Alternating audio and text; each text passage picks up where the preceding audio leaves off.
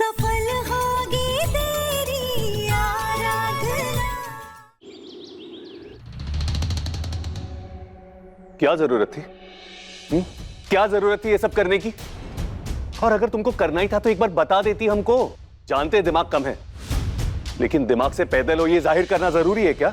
लो, किसी ने सही ही कहा है, भलाई का तो जमाना ही नहीं रहा आजकल। मतलब तेरा काम फटाफट हो इसीलिए मैंने कुछ किया और तू मुझे ही सुना रहा है। अब देख कैसे फटाफट तेरा काम हो जाए। हाँ, लेकिन एक बार हमको बता तो देती। जो मन में आता है करती रहती हो। तुझसे ही सीखा है। तू कौन सा किसी से जाकर सलाह मशवरा करता है? तेरा जो मन करता है भाई तो तू करता है। वैसे तूने मुझे कहा था कि उस मेनका नक्चरी से ना झगड़ूं, तो अगर तुझे ये डील चाहिए थी तो तू माधव के सामने इतना गुस्सा क्यों दिखा रहा था? वैसे तुझे क्यों इतनी जलन हो रही है? भरोसा नहीं रहा क्या अपनी आरती पर? या फिर तुझे भी उस सरफिरे की तरह लग रहा है कि मैं तेरी आरती नहीं उसकी आराधना हूँ? हर वक्त मजाक सूझता है ना तुझे? और उसको सरफिरा क्यों बुला रही हो? नाम देना जरूरी है, और कोई नाम से नहीं बुला सकती उसको। अरे कहा तो था, कितना बोरिंग सा नाम है ना उसका। तुझे क्या करना है? जो नाम है उसका वही बुलाना। अच्छा, तो तू बड़ा जल रहा है आजकल। क्यों, तुझसे ज्यादा प्यार करने वाला तेरी टक्कर का कोई मिल गया इसीलिए? हो गया।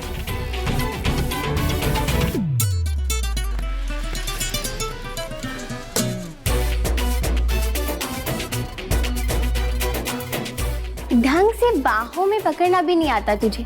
रोमांस तो ढंग से कर नहीं सकता, दूसरे को देखकर जेलस हो रहा है। ते अपने प्यार पर ध्यान देना। क्यों तू दूसरों को देखकर सरदर्द लेता रहता है?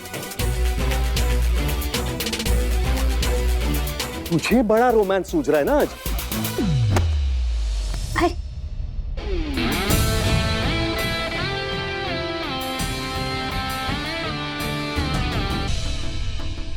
किशन, क्या सोच रहे हो? तुम्हें पता है मैं क्या सोच रहा हूँ? क्या तुम भी वही सोच रहे हो जो मैं सोच रही हूँ? आजकल घर में हर कोई वही सोच रहा है। वैसे सोचे भी क्यों ना, घर का माहौल ही कुछ ऐसा हो गया है, तभी इसी के बारे में सोच रहे हैं। वैसे कुछ भी कहो, कभी कभी ऐसा माहौल होना भी अच्छी बात होती है। सिचुएशन तो देखो, क्या कर रही हो यार? वही जो तुम्हारे दिल में चल रहा है, मेरे दिमाग में चल रहा है, बल्कि घर में हर किसी के दिल में चल रहा है। हटो यार। क्या कर रही हो यार? वही जिसके बारे में तुम सोच रहे हो। मैं ये सोच रहा हूँ घर में कितने सारे झगड़े चल रहे हैं। तुम ना बस झगड़ों के बारे में सोचो, अपने घर वालों के बारे में सोचो, और मेरे बारे में तो तुम सोचते ही नहीं हो। अरे उम्र निकलती जा रही मेरी, रोमांस के बारे में कभी सोचते हो तुम? हाँ, कभी नहीं। बीवी से झगड़ा करने के लिए तो तुम्हें जान आ जाती है, और प्यार करने के नाम पे तुम्हारी जान डूब जाती है। हटो तुम यहाँ से। अरे अरे अरे, चलिए उठिए।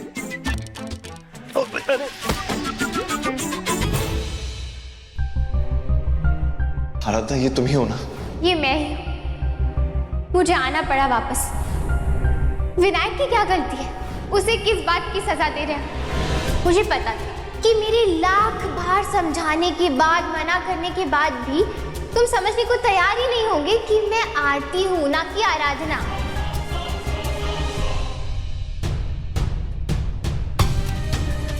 माधव, ये क्या कर रहा है माधव? इस जहर का सहारा तो तूने आराधना को बुलाने के लिए लिया था ना, फिर अब क्यों? अब तो वो वापस आ गई है, अब क्यों इस जहर के नशे में खुद को डुबा रहा है? क्योंकि वो आराधना नहीं, आरती है दादी, आरती।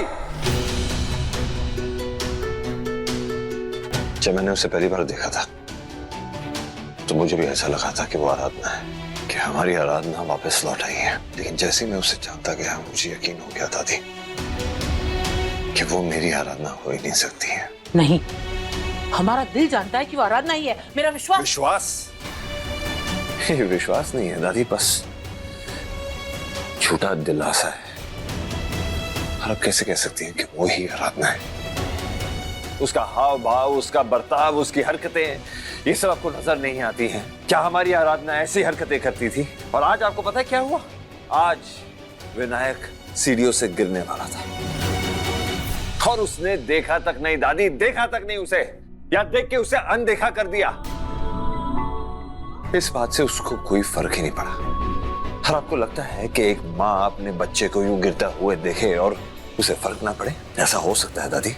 बोलो, कौन माँ ऐसा कर सकती है?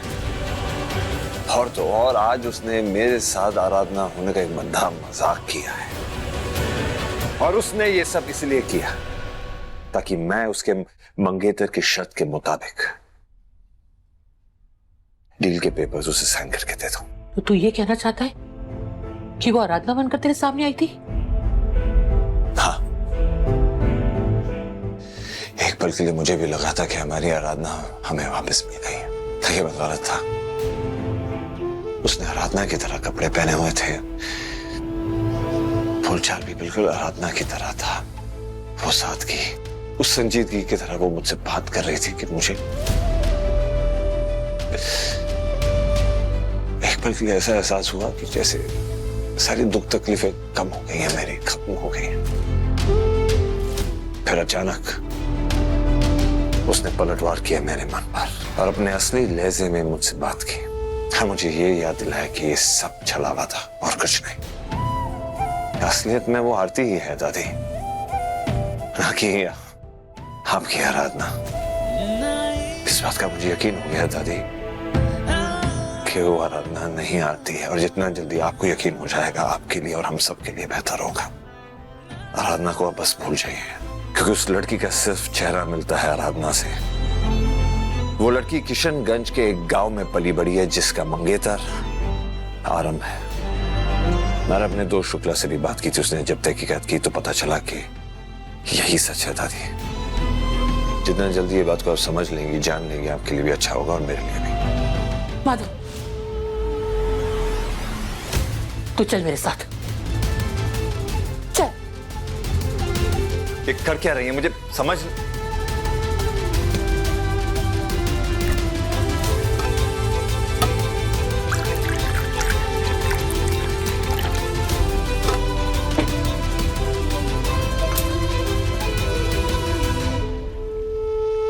पहले तो देखिए क्या हो रहा है।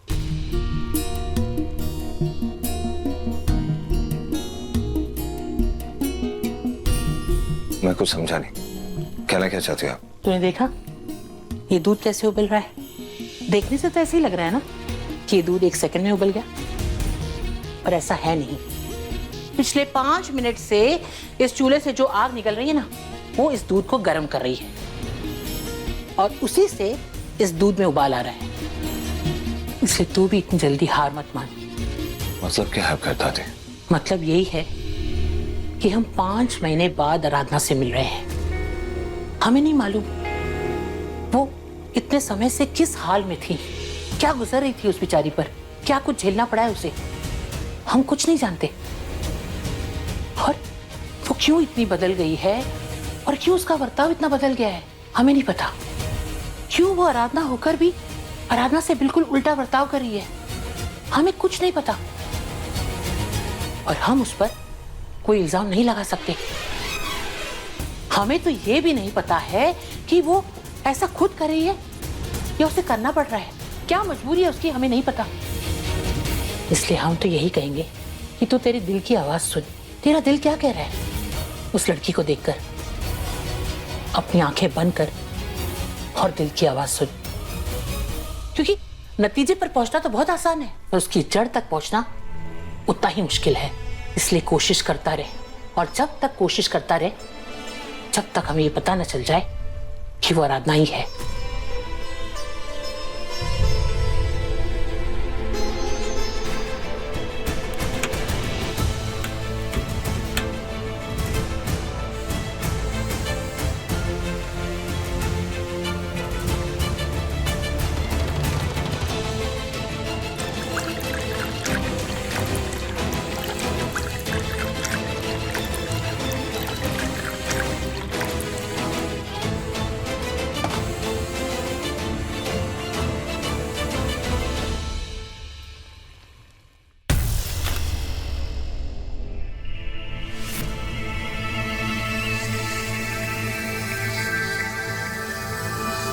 ये आपकी फैमिली फोटोज है क्या? हाँ, कल इतना कुछ हुआ, घर में इतने सारे झगड़े हुए, रिश्तों में मनमुटाव आया। ये सब कुछ देखकर हम बहुत उदास हो गए, क्योंकि जब तक आराधना यहाँ थी ना इस घर में, तो पूरे घर को एक माला में पिरो कर रखती थी। लेकिन उसके जाने के बाद इस परिवार से प्यार ही गायब हो गया।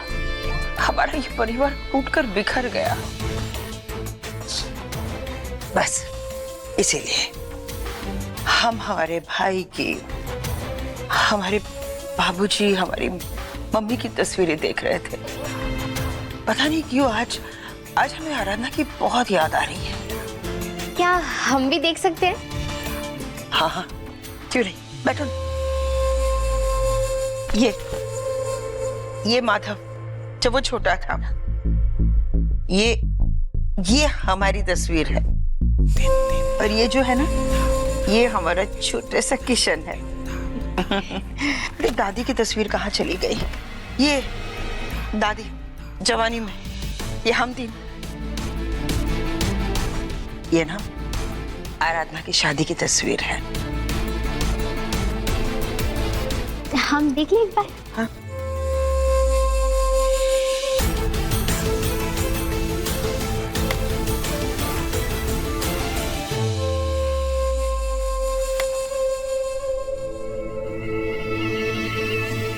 ये तो हमारी और आरम की तस्वीरें हैं। ये कैसे आ गई यहाँ पर?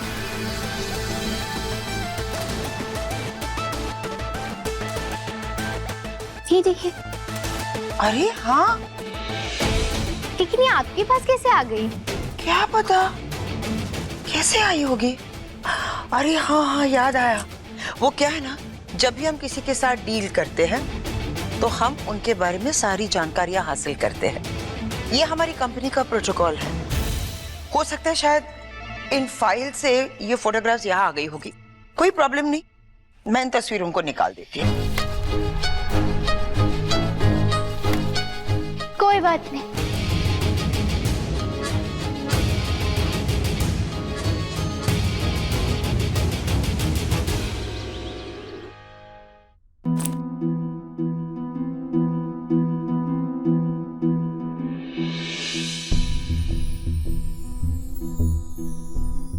दादी, वो सॉरी, लेकिन हमारे कपड़ों के लिए ना जगह थोड़ी सी कम पड़ रही थी, इसीलिए हमने आपकी बहू के कपड़े वहां से निकाल दिए। हम हटा नहीं रहे हैं, बस सोच ही रहे थे कि कहाँ रखें इन्हें।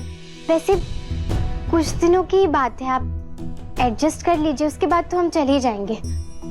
हाँ, तुम तो चली जाओगी। एक काम करो, तुम ये सारे कपड़े उस छोटी सी अलमारी में रख दो।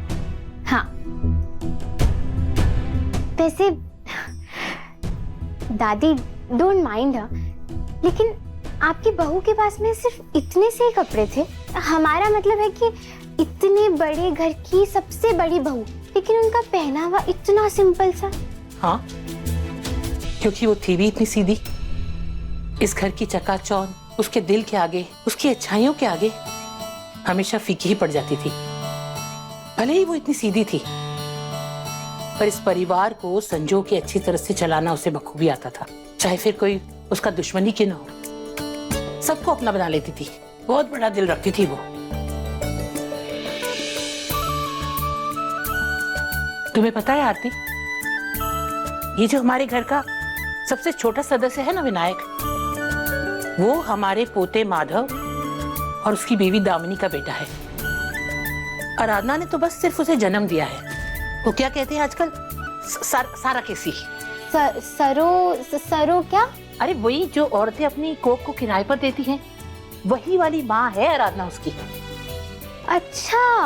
भले ही विनायक उसका अपना अंश नहीं है, पर उसने अपने परिवार से लड़कर उसे जन्म दिया, और उसकी परवरिश के लिए इस समाज ने, इस दुनिया ने जो भी मुश्किलें उसके सामने खड़ी की, उन सब का डटकर सामना किया। और बस इतना ही नहीं, वो उस बच्चे को मिलाने के लिए हमारे पोते के पास चली आई, यहाँ चली आई वो। और भगवान का खेल तो देखो, उन दोनों को ऐसे मिला दिया जैसे वो दोनों एक दूसरे के लिए बने हो। और कृष्ण कन्हैया लाल ने ऐसी लीला रची कि उन दोनों की शादी हो गई। तुम जानती हो वो शादी नहीं करना चाहते थे, चाहे ये सब उनकी मर्जी के खिलाफ ही हुआ हो, लेकिन हमारा पोता, हमारा पर पोता और आराधना एक हो गए। अरे वाह, ये तो बिल्कुल फिल्मी लव स्टोरी है। हाँ, इतनी अच्छी जोड़ी थी दोनों की। मेरे माधव की बेजान जिंदगी में आराधना बाहर लेकर आई थी। दोनों कितने खुश थे, सब कुछ बहुत अच्छी तरह से चल रहा था, पर फिर पता नहीं क्या हुआ, ये दोनों अलग हो गए। हमें नहीं पता क्यों भगवान ने आराधना को हमारी जिंदगी से दूर कर दिया। जब अलग ही कराना था तो उनको मिलाया ही क्यों, और मिलाया तो फिर अलग क्यों किया।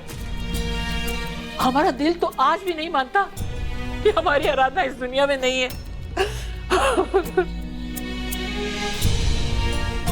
बेचारा हमारा माधव पूरी तरह से टूट गया, हमारा पूरा परिवार बिखर गया, और हमारा विनायक, उसको तो सबसे ज्यादा जरूरत है उसकी माँ की। वो बिन माँ का बच्चा कैसे पलता है ये सिर्फ हमारा दिल जानता है। क्यों छीन लिया हमारी आराधना को, सब कुछ बिखर गया।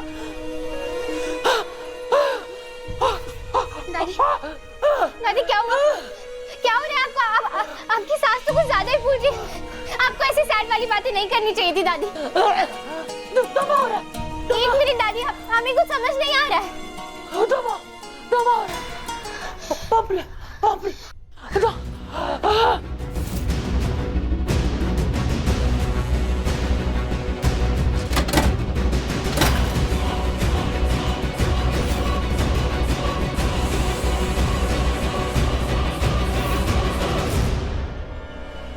दादी आप ठीक हैं?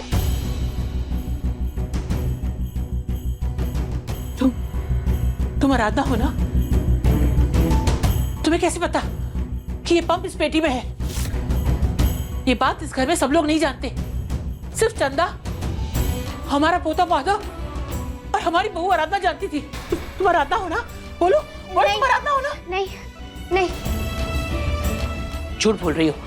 हमने देखा, तुम इस कमरे में आई, तुमने यहाँ वहाँ कहीं नहीं ढूंढा, उस अलमारी में नहीं ढूंढ सकती थी, पर तुमने वहाँ नहीं ढूंढा, तुमने सीधा इस पेटी में ढूंढा।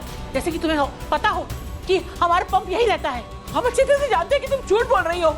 हमारा कहता है कि तुम हमारी बहू आराधना हो। हम अपनी बहू को अच्छी तरह से पहचानते हैं। बोलो बोलो, तुम झूठ बोल रही हो ना? हे भगवान, अरे इस घर में सबको दिमागी बीमारी है क्या? पहले आपके पोते का दिमाग खराब हुआ और अब आपका दिमाग खराब हुआ। पहले आपके पोते का नाटक और अब आपका नाटक। तुम्हारा झूठ पकड़ा गया। अगर तुम आराधना नहीं होती तो तुम्हें कैसे पता होता कि हमारा पंप इस पेटी में है? बताओ कैसे पता होता, बताओ। अरे हमें डिम्पल जी ने बताया था इस बारे में। वो हम पूरे परिवार के बारे में बात कर रहे थे, तभी उन्होंने बताया था कि आपको दमे की बीमारी है और कभी कभी आपको पंप की भी जरूरत होती है। हाँ हाँ, सच कह रही हूँ मैं। ठीक है।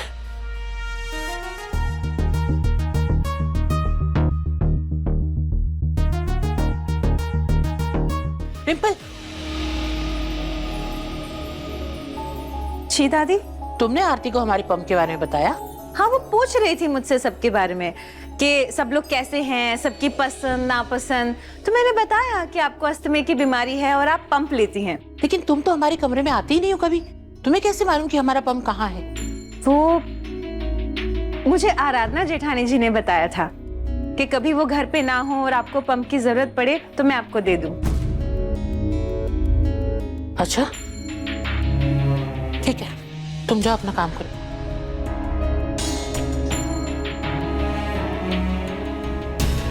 यानी हमें गलतफहमी हुई थी, पर कैसे नहीं होती? हमें परेशान देखकर वो भी परेशान हो गई थी। हमारी जान खतरे में देखकर वो बहुत परेशान हो गई थी, जैसे कभी आराधना हुआ करती थी। और तो और हमने आरती की आंखों में वही प्यार, वही परवाह देखी जो आराधना को हमारे लिए हुआ करती थी। पर हमें इस बात का जरा भी इल्म नहीं था कि डिम्पल को हमारे पंप के बारे में पता है। हे कृष्ण कन्हैया लाल, ये आप कैसी लीला रच रहे हैं? क्या सच है, क्या झूठ है, हमें तो कुछ समझ ही नहीं आ रहा है।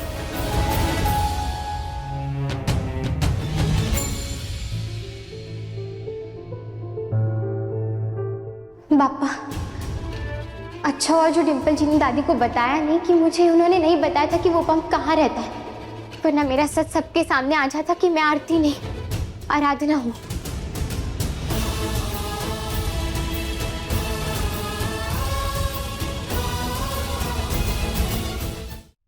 मुझे अपनी भावनाओं पर काबू रखना होगा। पर आज अगर दादी की तबीयत खराब हुई थी तो मुझे किसी और को बुलाना चाहिए था, खुद जाकर वो दवाई नहीं लानी चाहिए थी। लेकिन मैं क्या करती? दादी की हालत देखकर मैं इतना ज्यादा डर गई थी कि मुझे कुछ समझ ही नहीं आया। इस बार तो चुप हो गई, लेकिन ये दोबारा नहीं हो सकती। मुझे खुद पर काबू रखकर ये नाटक जारी रखना होगा। मुझे आरती बनकर इस घर में रहना ही होगा। मैं आराधना होने की भनक भी किसी को नहीं लगने दे सकती।